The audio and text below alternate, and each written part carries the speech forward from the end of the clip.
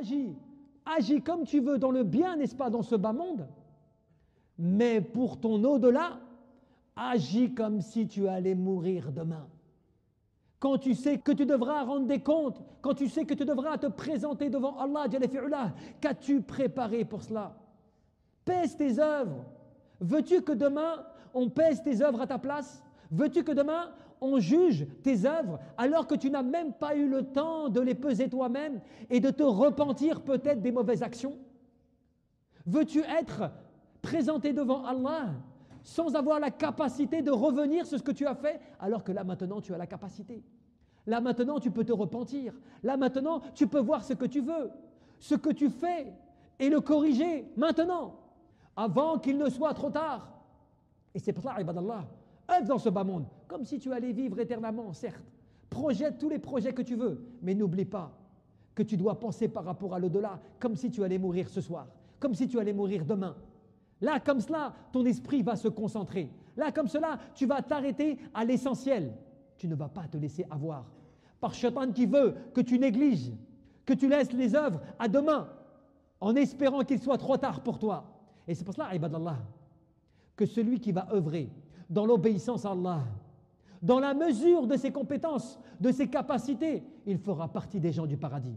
Et je demande à Allah qu'il fasse que nous en soyons parmi eux. Allahumma amin.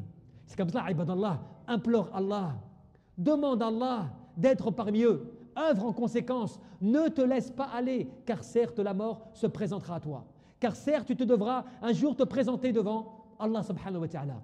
Et c'est comme cela, ibadallah, qu'Allah dans le Coran, il nous rappelle et il a ordonné à ses adorateurs de se précipiter, d'être parmi les devanciers quant au fait d'être dans la rectitude et dans son obéissance et son adoration.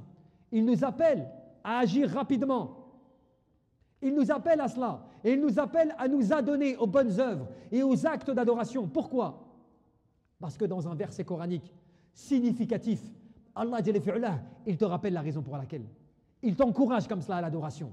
Et il te dit, tourne tout ton être vers la religion de vérité. Cela veut dire vers l'adoration d'Allah. Tourne tout ton être vers cela. Min qabli an ya'tiya yawmun la marada lahu min Allah. Avant que ne vienne un jour que nul ne pourra repousser devant Allah subhanahu wa ta'ala. Ce jour-là, c'est le jour de la mort. Ce jour-là, c'est le jour lorsque la mort se présente à toi, c'est trop tard. Tu ne peux plus le repousser. Tu n'as plus de délai. Combien de personnes ont quitté ce bas monde alors qu'ils ne pensaient pas partir aussitôt? Certaines personnes sont sorties le matin de chez elles et elles ne sont jamais rentrées. Des personnes jeunes, sportives et qui meurent d'une crise cardiaque. Et des personnes comme cela, vous en avez en abondance, sans raison, sans, on va dire pratiquement cause, comme cela. Et est-ce que les gens ont pu les faire revenir? Est-ce que les gens, on peut dire non, excusez-nous, c'est trop tard. Désolé, on va se corriger, on va revenir en arrière. Ce qui est fait est fait. Et c'est comme cela que, ibadallah, tu dois te rappeler qu'Allah, ce jour-là, il fera la différence entre ceux qui ont fait le bien de ceux qui ne l'ont pas fait. يومئذ يصدعون يعني بالمعنى يتفرقون ففريق في الجنة وفريق في السعير ونسأل الله تبارك وتعالى العافية والسلامة. C'est comme cela, ibadallah, qu'Allah te dira, ce jour-là, il va y avoir des groupes séparés. Tu sais qui sont ces groupes séparés? Les groupes qui rentreront au paradis de ceux qui rentreront en enfer. Donc tu imagines? Est-ce qu'on est conscient de cela? Là, nous profitons dans ce bas monde et c'est permis. Tu peux profiter de ce bas monde, tu jouis de ce bas monde, cela te fait plaisir, il n'y a pas de problème. Mais n'oublie pas que lorsque tu rentres dans la tombe et que tu dois rendre des comptes, il est trop tard. Trop tard même si tu as fait des bonnes œuvres. Trop tard pour en rajouter des bonnes œuvres. Et encore pire si tu n'en as pas fait. Et c'est comme cela que, pourquoi Allah, juste après ce verset que j'ai cité, il dit quoi? Celui qui veut ne pas croire, eh bien, assumera la responsabilité de ce à quoi il n'a pas voulu croire. Qu'est-ce que cela te démontre?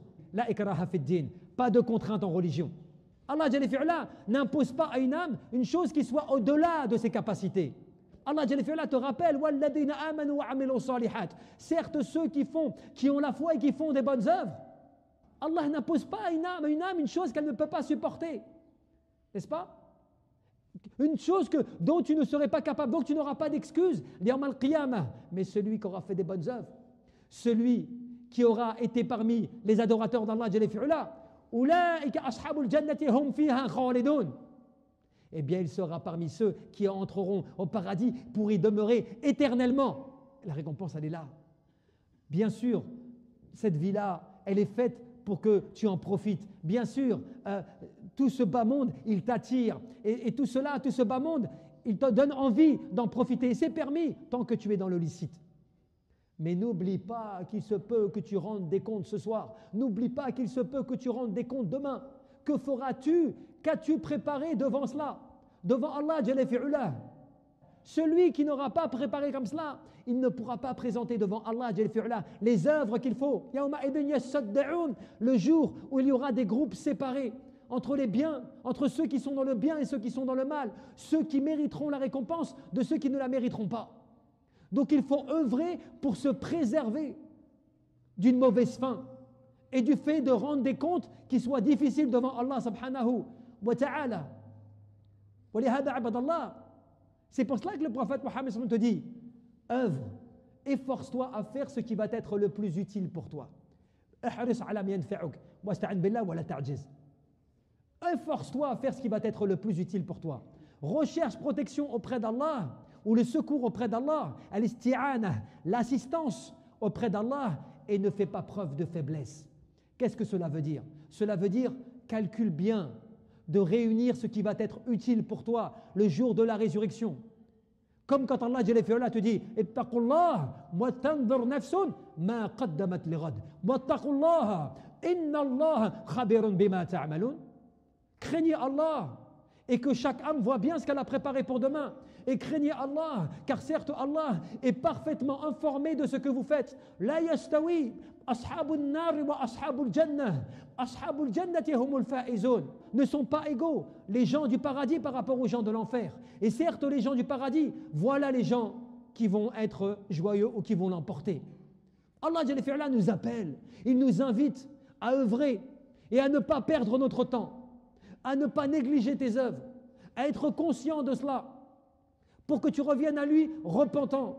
Allah Jalla fi'ala, quand dans le Coran quand il te dit, voilà un avertissement pour les gens. Pour celui qui veut parmi vous, eh bien qu'il prépare ses œuvres et qu'il avance des bonnes œuvres. Mais celui qui le veut, eh bien qu'il retarde cela à plus tard. Allah Jalla fi'ala lui-même, il te dit, si tu veux préparer des bonnes œuvres, si tu veux avancer des bonnes œuvres, eh bien fais-le. Mais si tu ne veux pas, c'est toi qui vois. Pour dire, man kafara fa'alayhi kufru wa man amilu salihan fali anfusihim yamhadun. Celui qui ne veut pas croire, il assumera. Mais celui qui fait des bonnes œuvres, il ne fait que préparer son futur. Tu vois, Allah Jalla fi'ala t'a dit li anfusihim yamhadun. Et qu'est-ce que cela veut dire? Yani fil qabr. Tu ne fais que préparer ton futur, c'est-à-dire dans la tombe. C'est-à-dire dans la tombe, tu prépares ta tombe, tu prépares ton avenir dans la tombe, tu prépares ton avenir dans l'au-delà, en faisant des bonnes œuvres et en croyant Allah subhanahu wa ta'ala. Tu vois, quand Allah Jalla fi'ala te dit, et certes, l'au-delà, écoutez bien, l'au-delà, nous l'accordons à ceux qui ne cherchent pas à s'élever dans ce bas monde. Dans quel sens tu ne cherches pas à t'élever? Dans le sens de l'orgueil, dans le sens de l'ostentation, dans le sens de te croire meilleur que les autres, de te croire au-dessus des autres, de te croire plus intelligent que les autres. Non pas de t'élever par la piété ou de t'élever par les bonnes œuvres, non, par le fait de croire que tu es meilleur. Donc nous n'accordons pas à ceux qui sont orgueilleux, à ceux qui sont dans l'ostentation, à ceux qui sont dans la vanité. Nous n'accordons pas l'au-delà à ces gens-là, à ceux qui causent la perversité dans ce bas monde. Et la bonne fin appartient à ceux qui font preuve de piété. Mais Allah Jalla fi'ala, il te rappelle à travers ce verset que l'au-delà, avec sa demeure éternelle, avec ses bienfaits et ses délices constants qui ne cesseront jamais, cela est accordé à ces adorateurs pieux qui font preuve d'humilité. Donc fais preuve d'humilité devant ton Seigneur, reviens à lui repentant demande le pardon d'Allah Jalla fi'ula et agis en conséquence afin qu'Allah Jalla fi'ula te pardonne. Wallahu a'lam. Mes chers frères et sœurs, soyons dans le rappel d'Allah. Ne perds jamais cela et ne perds jamais de vue le fait de te rappeler l'au-delà et de te rappeler Allah subhanahu wa ta'ala. Allah Jalla fi'ula te rappelle lui-même dans le Coran, multipliez le rappel d'Allah, ainsi allez-vous réussir. Ou bien multipliez abondamment le rappel d'Allah, le matin comme le soir. Pourquoi cela? Parce que lorsque tu te rappelles Allah, ton cœur il s'apaise. Et ce bas monde et ses difficultés deviennent plus supportables. À partir de là, ibadallah, le rappel d'Allah, il te rappelle l'essentiel, l'au-delà. Pourquoi? Parce qu'il n'y a pas une personne qui vit dans une situation difficile sans que lorsqu'il se rappelle la mort, eh bien, il relativise. Il se dit, mais en fin de compte, qu'est-ce que cette difficulté par rapport à l'au-delà? Qu'est-ce que ce bas monde par rapport à l'au-delà? Il n'y a pas une personne qui vit dans l'aisance, qui vit comme cela dans la richesse, mais bien sûr, sans le rappel d'Allah, sans que, eh bien, quelque part cela le fait vivre dans une vie où il n'est jamais rassasié. Jamais son cœur n'est assouvi. Il est tout le temps en train de courir après cela. C'est pour cela, ibadallah, que Sa'id ibn Jabir, un des compagnons, qu'est-ce qu'il disait? Il dit, j'ai peur que si j'enlève de mon cœur, regardez ce grand compagnon, comment est-ce qu'il réfléchissait, qui est un exemple même de Kibar al-Sahaba, parmi les grands compagnons. Et il disait, j'ai peur que si j'enlève le rappel de la mort de mon cœur, eh bien, que mon cœur se pervertisse à cause du fait que je ne me rappelle plus la mort. Parce que le rappel de la mort, il te rappelle à l'essentiel. Le rappel de la mort, il n'est pas là pour te faire peur. Non. Le rappel de la mort, jusqu'à même la visite des tombes, elle est là pour quoi? Elle est là pour te rappeler l'au-delà, pour que tu n'oublies pas ta vie mondaine et ta vie de l'au-delà, pour que tu te prépares. Quand tu vois que beaucoup de nos jeunes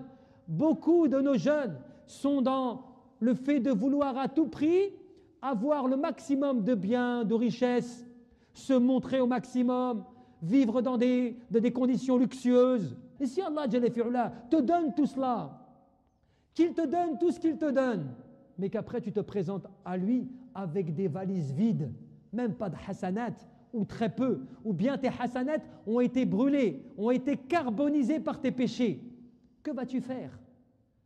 C'est bien tout cela, mais si cela t'enlève du cœur le rappel de la mort, t'enlève du cœur le fait de faire des bonnes actions et des bonnes œuvres et de te présenter devant Allah Jalla fi'ala demain avec cela, à quoi cela t'aura servi? À part si ce n'est pour tes héritiers qui derrière profiteront à ta place de ce que tu as acquis, dilapideront peut-être même ce que tu as acquis, alors que toi tu t'es sacrifié à cela pour finalement partir dans ta tombe qu'avec ton simple linceul.